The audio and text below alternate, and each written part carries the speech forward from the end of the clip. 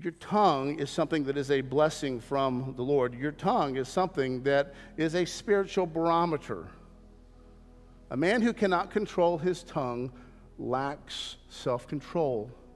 A man who cannot control his tongue lacks wisdom. You see that over and over as you look through the Proverbs. And the solution there isn't just to say, okay, well, I'm not controlling my tongue, so I'm going to work harder at controlling my tongue. Yes, you should do that, but it is evidence of a spiritual condition. It is evidence of a spiritual problem. The inability to control what you say is very much connected even to what you do. Learning to control what you say is connected to learning to control what you do.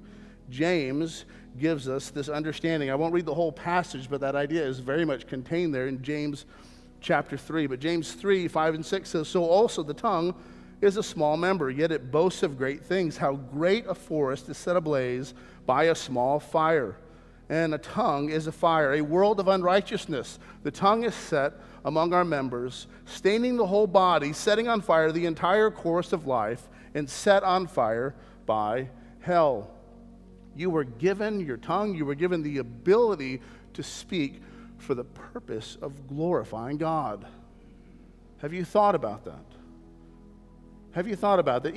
Each and every one of the miracles that happens, the people that are healed, they're given sight, they're given the ability to move, they're given understanding. Each of these things, it's putting back in order what was put out of order because of the fall. And this is manifesting itself in a physical way here, but in a spiritual way, they're not operating as they should either. And Jesus is physically healing this man, but the work of God within your life will deal with these things in a spiritual way that will influence you physically, will influence you in what you do and the choices that you make. And this demon was removed.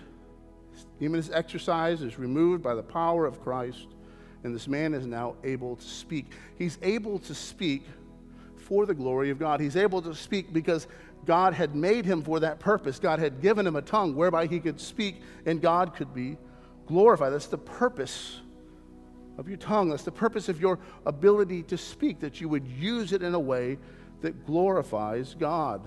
However, those that are watching this miracle, those that are watching what Jesus does, begin to speak in ways that are ungodly. They begin to use their tongues in ways that are ungodly. They begin to show themselves to be spiritually mute, to show themselves to be unable to speak that which is true and right. They should have glorified God when this man was healed. They should have celebrated.